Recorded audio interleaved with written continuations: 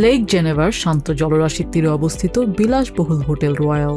আগামী 15 থেকে 17 জুন এখানেই বসছে বিশ্বের সবচেয়ে প্রভাবশালী অর্থনৈতিক জোট G7 এর বার্ষিক সম্মেলন। তবে এবারের সম্মেলন আয়োজক দেশ ফ্রান্সের এক বিরাট কূটনৈতিক পরীক্ষা। বিশেষ করে 2025 সালে ডোনাল্ড ট্রাম্প দ্বিতীয় মেয়াদে হোয়াইট হাউসে ফেরার পর থেকে এই জোটের অভ্যন্তরীণ ঐক্যে বড় ধরনের ফাটল ধরেছে। আমেরিকান প্রেসিডেন্টের মেজাজ ও খামখেয়ালিপনাকে তুষ্ট করতে ট্রাম্পের জন্মদিন উদযাপনের সুবিধার্থে এবার সম্মেলনের তারিখ পর্যন্ত পরিবর্তন করতে হয়েছে প্যারিসকে।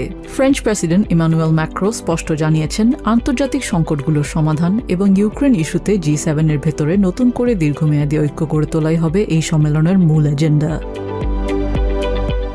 কূটনৈতিক সূত্রগুলো বলছে, মধ্যপ্রাচ্যে ইরান সংকট এবং হরমুজ প্রণালীতে তেল সরবরাহ স্বাভাবিক রাখার বিষয়টি এবারের আলোচনার কেন্দ্রবিন্দুতে থাকবে। আর তাই মধ্যস্থতাকারী দেশ হিসেবে ইজিপ্ট, সৌদি আরব, কাতার ও ইউনাইটেড আরব আমিরাতকেও এই সম্মেলনে আমন্ত্রণ জানিয়েছে ফ্রান্স। এছাড়া ইউক্রেন যুদ্ধ নিয়ে প্রেসিডেন্ট ট্রাম্পকে বোঝাতে সশরীরে হাজির হচ্ছেন ভলোদিমির জেলেনস্কি। আমেরিকান সামরিক সহায়তা বন্ধের আশঙ্কায় থাকা জেলেনস্কি ইউক্রেনকে অবিলম্বে প্যাট্রিয়ট মিসাইল ডিফেন্স সিস্টেম দেওয়ার আহ্বান করবেন ট্রাম্পের কাছে।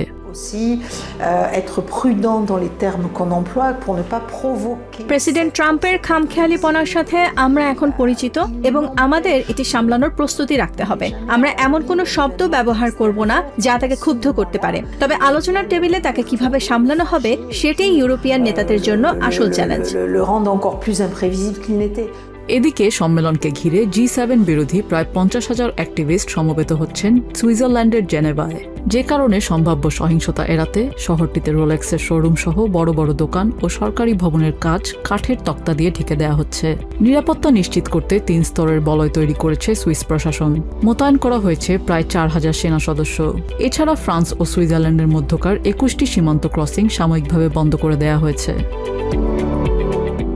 নিজিয়া জামি, TVN 24 news desk. New York থেকে সম্প্রচারিত TVN 24 টেলিভিশন বিশ্বজুড়ে বাঙালির কণ্ঠস্বর।